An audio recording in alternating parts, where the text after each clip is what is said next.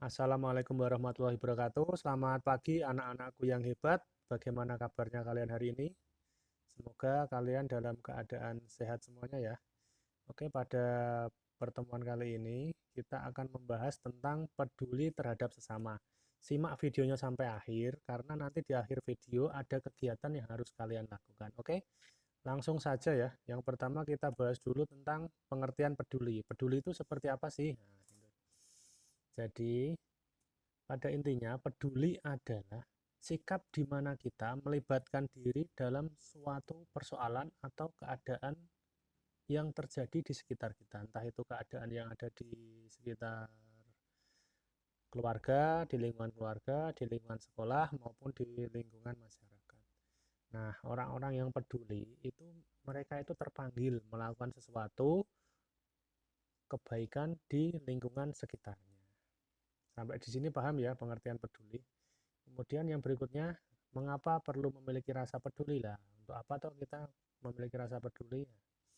Jadi kita itu peduli itu sangat penting sekali karena pada hakikatnya manusia, kita semua itu adalah makhluk sosial. Kita tidak bisa hidup tanpa orang lain.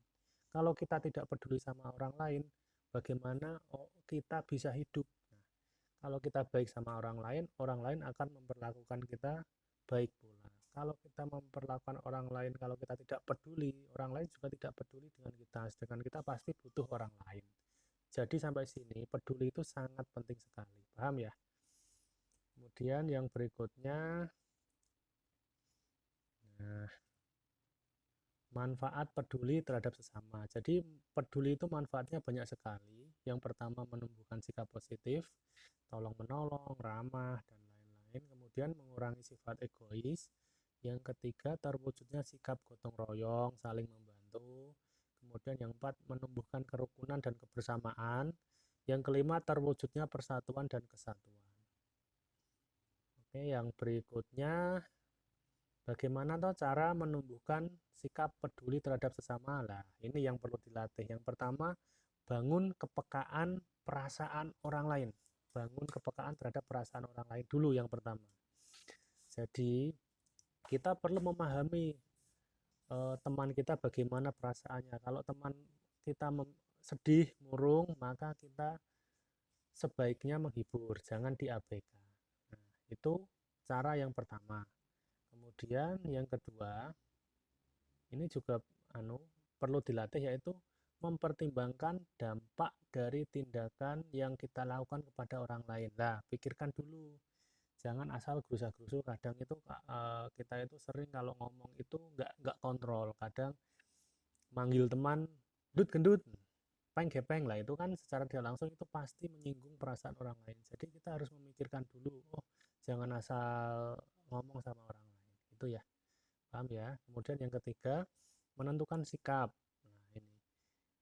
Menentukan sikap ini kita fokus pada membina hubungan sehat dan positif. Kita fokusnya itu membina hubungan dulu. Misal kita terjadi perdebatan atau dalam situasi di mana kita eh, ada perdebatan atau perselisihan dengan teman, sebaiknya kita menghindar dulu.